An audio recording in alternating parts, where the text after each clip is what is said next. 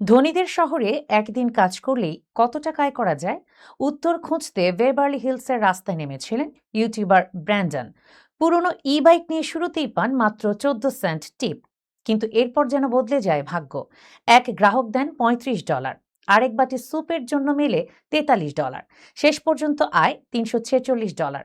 কিন্তু এই একদিনের অভিজ্ঞতার শেষটা ছিল আরও চমকপ্রদ। বিস্তারিত থাকছে প্রতিবেদনে।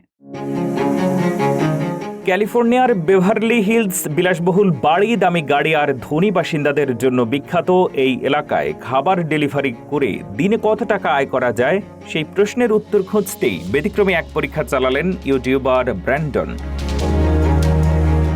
কোনো ডেলিভারি অভিজ্ঞতা ছাড়াই মাত্র $150 একটি পুরনো ই বাইক নিয়ে তিনি নেমে পড়েন ডোর ড্যাশ এবং উবার ইটসে।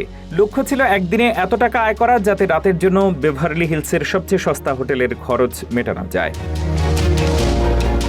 শুরুটা অবশ্য মোটেও আশাব্যঞ্জক ছিল না। প্রথম ডেলিভারিতে টিপ পেলেন মাত্র 14 সেন্ট। কিন্তু এরপরেই বদলে যায় পরিস্থিতি। বিলাসবহুল একটি ভবনে খাবার পৌঁছে দেওয়ার পর তিনি পান $35 টিপ। এরপর আরও চমক অপেক্ষা করছিল। একজন গ্রাহক মাত্র এক বাটি স্যুপের জন্য $43 টিপ দেন। এতে রীতিমতো অবাক হয়ে যান ব্র্যান্ডন। তবে বেভারলি হিলসে বেশি আয় করা মোটেও সহজ ছিল না। খাড়া রাস্তা, ভুল পথে চলে যাওয়া, রেস্টুরেন্টে দীর্ঘ অপেক্ষার, দুর্বল হয়ে পড়া ই বাইক সব মিলিয়ে বেশ কঠিন সময় পার করতে হয় তাকে। একবার ভুল পথে গিয়ে 2 মাইলের বদলে 6 মাইল পথ পাড়ি দিতে হয়।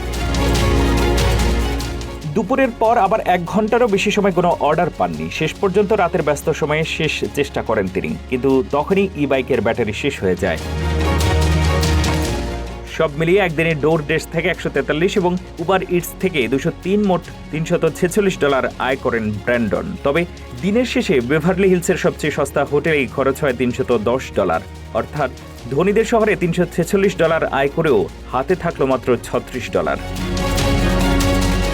তাহলে প্রশ্ন, বেভারলি হিলসের মোটা টিপ কি সত্যি লাভজনক, নাকি বিলাসী শহরের চাকচিক্যের আড়ালে লুকিয়ে আছে অন্য বাস্তবতা?